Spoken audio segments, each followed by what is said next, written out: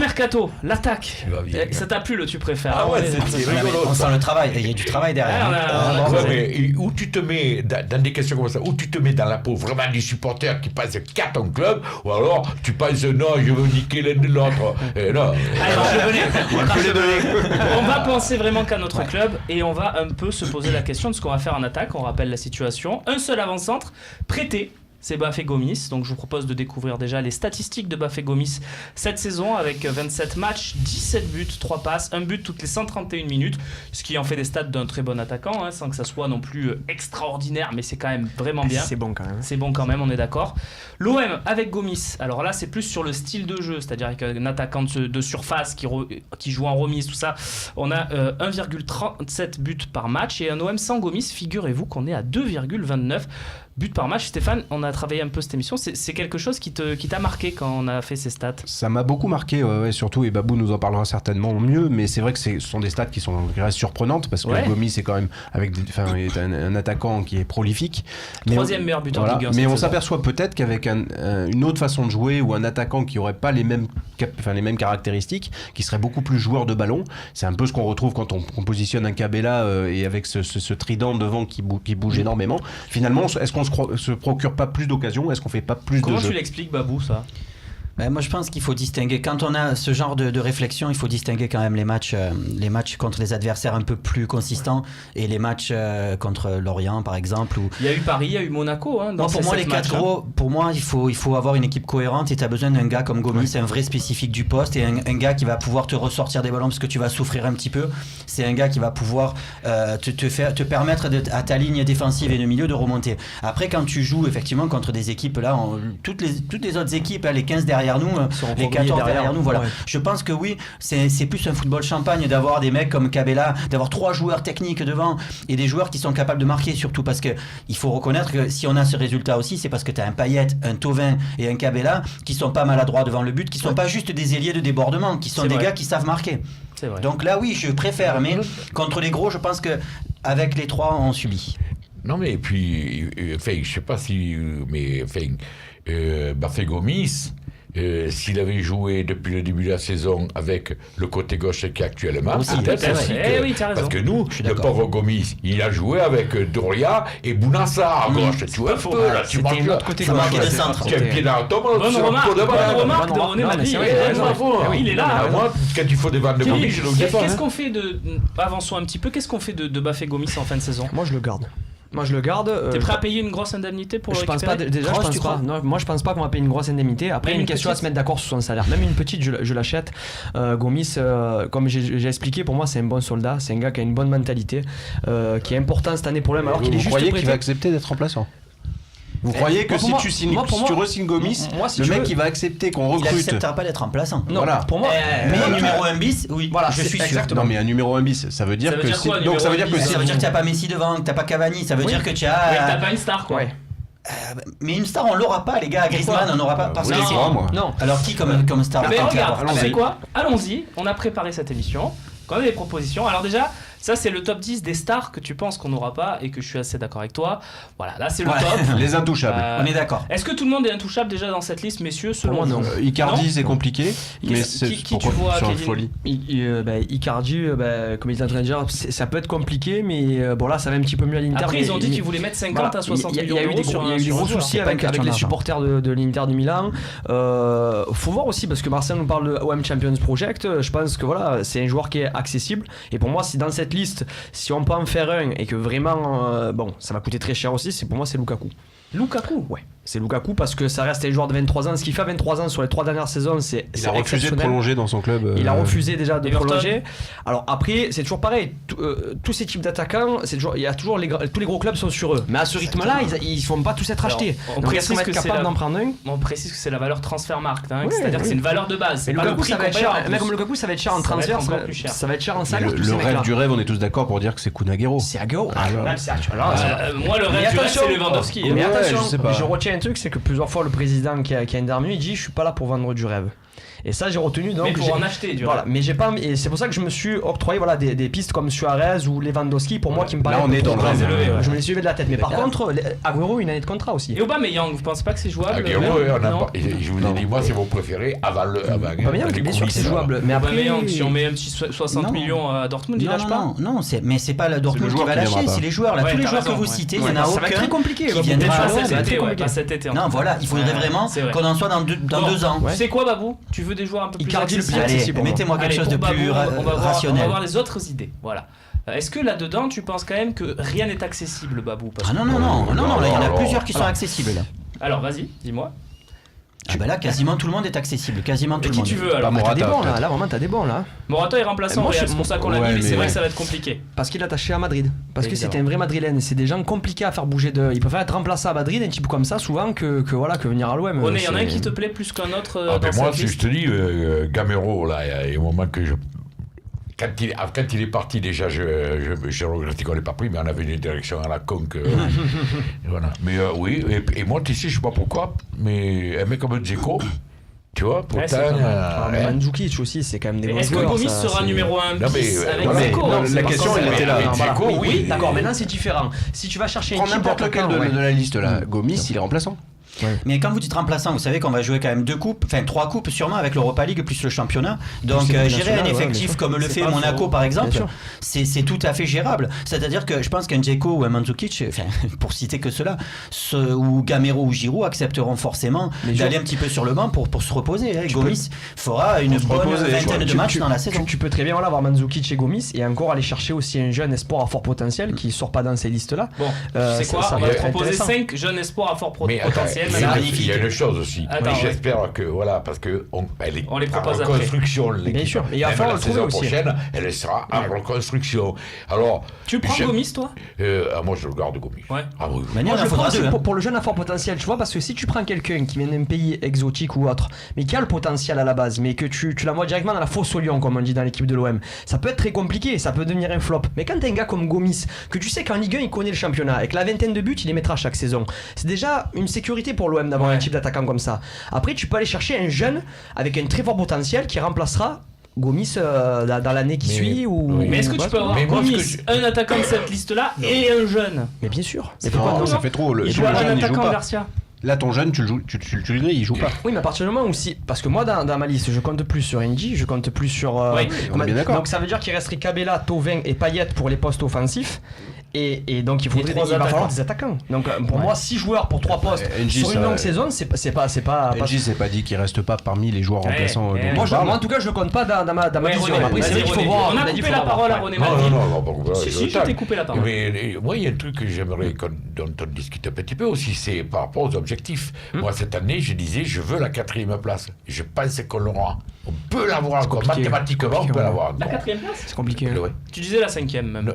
Non mais moi j'ai toujours dit je crois à la 4e. Ah ben parfait. Voilà. Mais l'année prochaine, le héros il a dit la 2e année on veut le podium. Bien sûr. Alors si tu veux le podium, tu dis l'objectif c'est le podium numéro 1. Ouais. L'objectif number 1, le podium. On est tous d'accord. Alors après, oui, mais quand on fait une compétition, c'est pour la gagner. Alors il y a la Coupe de France, il y a la Coupe de la Ligue. Là, si tu fais l'Europa League et le championnat, alors pour moi, l'objectif, tu as tout fait prêt en Europa League. Tu fais l'Europa League et tu fais tout prêt sur le podium. Et tu gonfles l'effectif. Tu gonfles l'effectif, c'est ça que tu veux dire. Tu en prends beaucoup des joueurs du coup. C'est ça que tu veux dire. Non, mais on ne prend pas beaucoup de joueurs, mais on est en reconstruction. Ça veut dire qu'avec l'équipe qu'on aura l'année prochaine, on ne pourra toujours pas courir 4 années avant. Juste pour terminer, pourquoi je parlais du le jeune joueur à fort potentiel, c'est qu'aussi quand tu recrutes des jeunes joueurs, il faut regarder aussi ce que tu as au centre de formation. Moi en tout cas, pour regarder dans les meilleures catégories qu'il y a actuellement, 17 nationaux, 19 nationaux et CFA, tu n'as aucun joueur offensif avec un réel pouvoir, donc un attaquant je veux dire surtout, qui peut jouer dans l'équipe 1. Donc c'est très important d'aller chercher un jeune joueur en Europe ou en Amérique du Sud. On a Jeff qui nous dit que Gamero et Agüero n'ont pas forcément le profil pour Garcia. T'es d'accord, Babou? Ouais, je suis tout à fait d'accord et c'est vrai que je suis d'accord avec lui sur le Dzeko et Mandzukic, voire Giroud.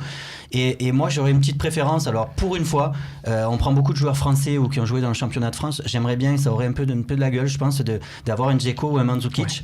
Et aussi pour la mentalité d'un Mandzukic Mandzukic par exemple qui a joué beaucoup de Coupes d'Europe au niveau européen. Il a gagné d'ailleurs. Il peut jouer un peu sur le côté aussi, Mandzukic. Et moi j'aime ça, je suis sûr qu'à Marseille ça plairait énormément. C'est Patrice Evra qui en a parlé d'ailleurs, c'est lui qui avait fait un peu l'agent de Mandzukic, mais il a eu le flair en tout cas sur le coup, c'est joueur pour Marseille. Tu veux des petits jeunes à fort potentiel qui Allez, c'est parti. Ils sont un peu plus connus que ce que tu disais des catégories inférieures. Voilà, c'est le deuxième de la liste, c'est lequel je pensais avant de parler. Tu vois, Sébastien Druissy de River Plate. Tu nous le présentes un petit peu parce que voilà. Oui, parce que moi j'en connais deux. Sébastien Druissy, c'est actuellement le meilleur buteur du championnat argentin, mais pas que, parce que sinon ça voudrait dire que je regarde juste une liste et je vous donne. C'est un très bon joueur parce que c'est un joueur racé physiquement, moins de 1m80, assez rapide. On parlait le jeu de Garcia qui aime beaucoup les joueurs techniques, tout ça.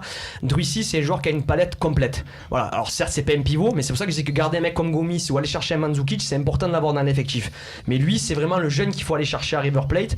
Déjà au niveau salarial, c'est pas quelqu'un qui va te coûter énormément cher parce qu'il joue en Argentine pour le moment. Et puis on parlait d'aller chercher la pépite quand on commence un projet. Bien sûr. Et River Plate, on est rarement déçu des joueurs qui sont très fort. Très fort, franchement, il est très bon. Ouais, il est très bon. Et les autres, ils vous plaisent ou pas? Je pense à Dembélé, tu vois. Les autres, c'est très cher. Dembélé fait beaucoup parler. C'est très cher maintenant ou jamais. Mais c'est très cher. Le premier, c'est impossible, on est d'accord? Pourquoi c'est très cher? Le premier, c'est impossible. Dembélé, c'est-à-dire le Celtic Glasgow. Glasgow, au mercato d'hiver, déjà, ils ont refusé une offre de 43 millions d'euros de la part de Chelsea pour Moussa Dembélé, oui, c'est ça. Donc du coup, c'est-à-dire que ça serait un joueur qui se négociera pas normalement en dessous de 40 millions d'euros, mais Marseille est peut-être capable de les mettre. Bon, peut-être c'est lui qu'on va aller chercher. Pour moi, déconnons pas. En tout cas, moi, c'est clair, c'est un joueur, s'il faut aller le prendre, il n'y a pas de problème. Très bien. J'aime bien ton idée du Dri aussi, là, ça me plaît bien, c'est que je le connais pas. Mais j'aime. Puis on a ajouté Di Matta, qui est un peu le profil Batshuayi, c'est un jeune joueur du championnat belge qui a déjà mis plus de 10 buts cette saison. Voilà, on a ajouté. Si tu veux clore le débat pour les jeunes joueurs à fort potentiel, il y en a deux en Argentine actuellement réellement. C'est Sébastien Druissy et le deuxième, c'est il joue à Boca Junior régulièrement, j'en parle, mais tu allez, vois, on va demander à Rémi Chabert de nous trouver. C'est l'ailier de Boca Junior, Pavone. Pavone, très une pile électrique sur le côté, pareil, joueur de moins de 21 ans, et c'est des mecs, ça. Voilà, faut que Marseille, au-delà de une ou deux stars, projet d'aller chercher aussi des jeunes joueurs pour potentiel. Les Argentins, René, ça plaît, hein. Moi, l'Argentine, hormis l'équipe de France, chaque fois, je souhaite que l'Argentine, c'est mon pays que j'adore. Ton pays numéro 2. On va regarder, maintenant, on a vu tous les attaquants, pardon. Maintenant, vous allez chacun me dire qu'est-ce que vous feriez avec l'attaque. Est-ce que vous gardez Gomis, vous le gardez pas? Qui vous prendriez dans cette liste? Jusqu'à combien vous êtes prêt à investir? Vous me faites un peu votre mercato. Kevin, on a vu tout ce qu'il fallait voir là. Cet été, on fait quoi? Alors pour moi, quelque chose pour ma part qui serait intelligent, c'est déjà de garder Gomis. Par rapport à tout ce que j'ai dit dans l'effectif, il connaît le club, tout ça. J'irai chercher le jeune joueur à fort potentiel qui est Sébastien Druissy. Et si on a de l'argent et comme on dit qu'on est qualifié en Europa League, qu'on joue toutes les compétitions, je prendrai Mario Mandzukic. Très bien. Babou, est-ce que tu veux revoir des listes, quelque chose pour t'aider? Non, c'est bon, pas la peine. Moi, je fais la même chose que Kevin, mais pas dans le même sens. C'est-à-dire, en premier, je prends Mandzukic. Après, j'essaye de prolonger, de garder Gomis. Et si on a la possibilité de le faire pour qu'il ait le temps de s'adapter, puisque c'est l'Argentine, c'est pas pareil, j'essaierai de faire venir ce mec-là. Mais si vraiment, si tu me demandais, moi le gars que j'aimerais voir à Marseille parce que je pense qu'il est allé s'enterrer à Paris, c'est Cavani. Je pense que c'était une star à Naples, ce serait une star à Marseille. Je pense que c'est exactement ce qu'il nous faudrait.